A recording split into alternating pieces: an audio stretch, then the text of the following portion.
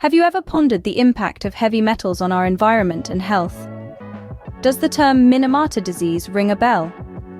To jog your memory, Minamata disease was a disastrous neurological syndrome caused by severe mercury poisoning. The outbreak occurred in 1956 and re-emerged in 1965, affecting communities around Minamata Bay in Japan, who consumed fish and shellfish contaminated with methyl mercury. This disaster was a stark reminder of the destructive potential of heavy metals in our ecosystem. Heavy metals are often introduced into our environment through industrial activities and sewage water. Despite efficient sewage treatment, trace amounts of these metals inevitably find their way into our terrestrial and aquatic ecosystems, leading to phenomena such as eutrophication and biomagnification. This contamination disrupts the balance of our natural water bodies, posing a threat to the organisms within and ultimately to us, the consumers. This is where phytoremediation comes into play. Phytoremediation is a powerful tool that harnesses the natural abilities of plants to clean up our environment. Think of it as using nature to combat the harm caused by human activities.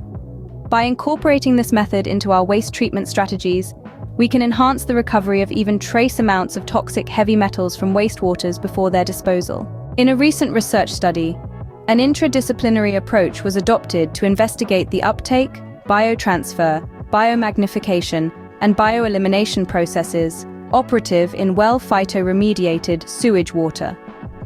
The study was divided into two parts. In the first part, 2 experiments were conducted to phytoremediate sewage water through semi-hydroponics with varying numbers of macrophytes and hydraulic retention time.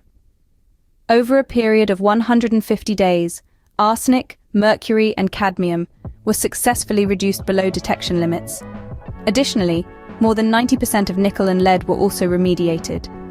The second part of the study focused on the recovery and detection of these 5 heavy metals through the processes of uptake, accumulation, biotransfer, and biomagnification in trophic, aquatic, and terrestrial food chains. The concentrations of these heavy metals in food chain organisms were determined with EDX spectroscopy, a method more sensitive than the commonly used ICP-MS. The implications of this research are profound. By highlighting the effectiveness of phytoremediation, it paves the way for more widespread adoption of this method, which could significantly reduce heavy metal pollution in our environment. It also underscores the need for ongoing research in this area to protect our ecosystems and ultimately our health.